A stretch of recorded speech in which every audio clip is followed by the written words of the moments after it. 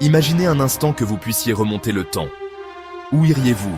Au cœur de l'Égypte ancienne pour percer les mystères des pyramides? Ou peut-être seriez-vous tenté de rejoindre Léonard de Vinci dans son atelier? Dans ce voyage, nous n'aurons pas besoin d'une machine à remonter le temps. Nous allons explorer l'histoire de la physique, une aventure de l'esprit humain. Préparez-vous à découvrir les esprits brillants et les découvertes révolutionnaires qui ont façonné notre compréhension du cosmos. Notre voyage commence dans la Grèce antique, berceau de la démocratie, de la philosophie et de la physique. Ici, il y a environ 2500 ans, des penseurs comme Thalès de Milet posent les premières questions fondamentales sur la nature du monde. Oubliez les laboratoires sophistiqués, leur outil principal était la pensée, l'observation attentive de la nature. Thalès pensait que tout provenait de l'eau, une idée simpliste aujourd'hui, mais qui témoignait d'un esprit cherchant une explication unificatrice. Plus tard, Aristote a profondément influencé la pensée scientifique pendant des siècles. Son approche systématique de l'observation et de la classification des phénomènes naturels a jeté les bases de la méthode scientifique. Il développa un modèle du cosmos géocentrique où la Terre était au centre de tout. Bien que certaines de ses conclusions se soient avérées inexactes, l'impact d'Aristote sur l'histoire de la science est indéniable. Alors que l'Europe entrait dans le Moyen-Âge, une période souvent marquée par un ralentissement des avancées scientifiques et culturelles, le flambeau de la connaissance scientifique était porté par le monde arabe. Les érudits arabes ont non seulement préservé les savoirs anciens, mais les ont également enrichis et développés. Du 8e au 13e siècle, une période connue sous le nom d'âge d'or islamique a vu fleurir les sciences, les mathématiques et la philosophie. Cette époque a été marquée par une soif insatiable de savoir et une curiosité intellectuelle sans précédent. Des érudits musulmans, traduisant et préservant les textes anciens grecs, ont fait progresser les connaissances dans de nombreux domaines. Ils ont non seulement traduit ces œuvres, mais ont également commenté et critiqué les idées, ouvrant ainsi de nouvelles voies de réflexion. Parmi eux, Alhazen, un véritable pionnier de l'optique. Ses travaux ont jeté les bases de la compréhension moderne de la lumière et de la vision. Né à Bassora, Alhazen a remis en question les idées anciennes sur la vision. Il a mené des expériences rigoureuses pour prouver ses théories. Alors que la théorie dominante affirmait que l'œil émettait de la lumière pour voir, Alhazen a compris que nous voyons grâce à la lumière qui entre dans nos yeux. Cette découverte a révolutionné notre compréhension de la vision. Son livre, Le traité d'optique, est un chef-d'œuvre d'observation minutieuse et d'expérience pratique. Il a influencé de nombreux scientifiques européens des siècles plus tard. Un autre érudit influent de cette époque est Avicenne, un philosophe et médecin perse. Ses contributions à la médecine et à la philosophie ont été inestimables. Ces savants ont contribué à maintenir la flamme de la science allumée pendant le Moyen-Âge, influençant profondément la Renaissance européenne. Leur héritage continue de résonner dans le monde moderne, rappelant l'importance de la préservation et de l'expansion des connaissances. Le XVIe siècle marque un tournant dans l'histoire de l'humanité, un bouleversement intellectuel que l'on appelle la Renaissance. Au cœur de cette révolution se trouve Galileo Galilei. Né à Pise en 1564, Galilée n'est pas qu'un brillant physicien, c'est aussi un astronome hors pair et un formidable inventeur. Galilée a braqué sa lunette astronomique vers le ciel, et ce qu'il a vu a changé notre vision du cosmos à jamais. Il a observé les cratères de la Lune, les phases de Vénus, les taches solaires, et surtout les 4 lunes de Jupiter. Ces observations ont remis en question le modèle géocentrique d'Aristote. Pendant ce temps, Johannes Kepler, en Allemagne, étudiait les mouvements des planètes avec une précision inégalée. Kepler a découvert que les planètes ne se déplacent pas en cercle parfait, mais en ellipse, ouvrant la voie aux travaux révolutionnaires d'Isaac Newton. Chapitre 5. Relativité. Einstein et la redéfinition de l'espace et du temps. Au début du XXe siècle, la physique classique semblait régner en maître.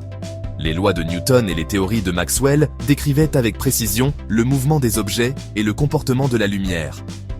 Les scientifiques pensaient avoir presque tout compris. Cependant, des expériences révélaient des anomalies inexplicables par les lois de la physique classique. Par exemple, les résultats des expériences de Michelson et Morley sur la vitesse de la lumière défilaient les attentes. C'est dans ce contexte qu'Albert Einstein, un jeune employé de l'Office des brevets à Berne, allait révolutionner notre compréhension de l'univers. Travaillant seul, il réfléchissait profondément aux problèmes fondamentaux de la physique.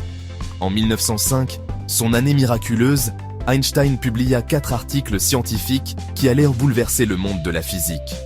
Ces articles couvraient des sujets allant de l'effet photoélectrique à la théorie de la relativité restreinte. L'un de ces articles présentait sa théorie de la relativité restreinte. Cette théorie introduisait des concepts révolutionnaires qui allaient changer notre vision de l'espace et du temps.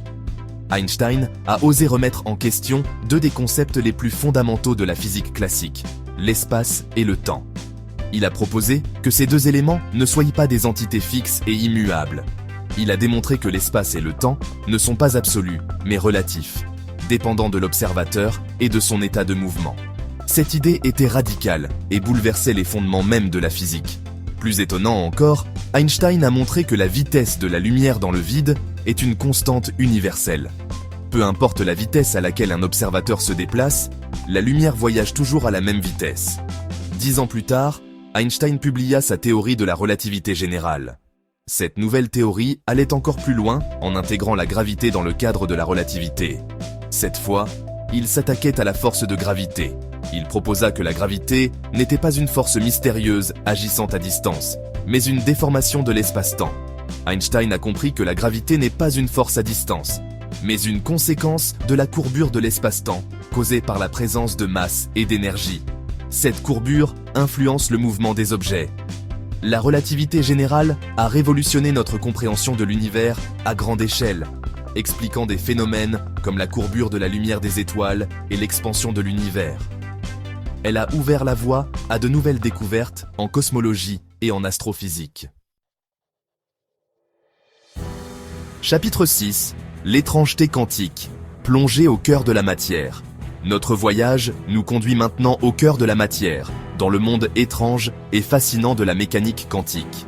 Ce domaine de la physique, bien que complexe, a révolutionné notre compréhension de l'univers à une échelle microscopique. Au début du XXe siècle, les physiciens ont commencé à explorer le comportement des atomes et des particules subatomiques. Ces découvertes ont ouvert la voie à une nouvelle ère scientifique, marquée par des théories et des expériences qui défiaient l'intuition.